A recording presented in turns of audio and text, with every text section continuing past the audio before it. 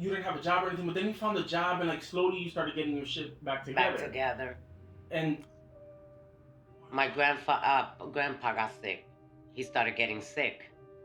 That's when he started getting sick. We were hanging out with him too. I'm not sure if you remember, but that was my first trip to Dominican Republic with you. I remember. You remember? Is that when you cracked the bottle over my head?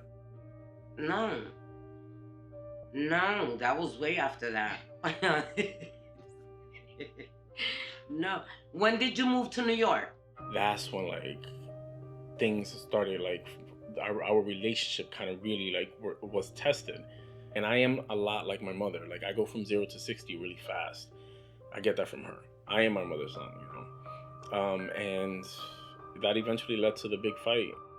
And so, you know, shit like that. Like I'm trying to, things that we went through or I went through that nobody knows of, you know. I didn't even know that. I never even knew that. And you know, when you and I got into the fight that I moved to New York, on the car ride there, I started mourning her death. Why? I knew there was no going back, and I knew that I had to start then, so that when the time comes, I'll be okay. I just want you to know. Oh my God. Yeah. I never knew that. I never ever knew that. Yeah. Imagina. And I can't even like, Mom. I know. What, you know, that's because the fucked up thing about it. Yeah. Not really, you know, but for her, it's probably a saving grace. She doesn't have to relive all that pain. But I am shaking. Yeah, there's some points in my life that changed me. Everything happens for a reason or whatever. But one night we went out. I had just bought like this little $300 car, and we went out. And time, you know, it was like last call, and it was time for us to go. And she was like, "No, you go ahead. I'm gonna leave with this guy."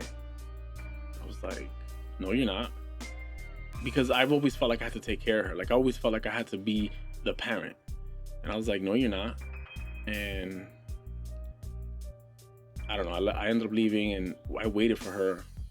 When she came home, I blew the fuck up on her, and it was ugly. Like we got into a physical fight in April of 2005, and I packed up whatever I could, got in my car that had no gas, I had no money, and I just drove to New York. Uno no sabe el daño que uno hace. Uno no sabe el daño que uno hace hasta que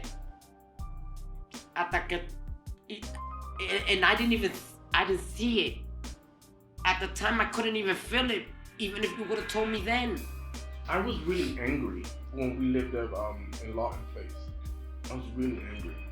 And when I tell my mom that certain things have changed me, having to move to New York under the circumstances that I did, that was one of them. But that was not a good time. You know, for the year that followed, I want to say it was bad, you know.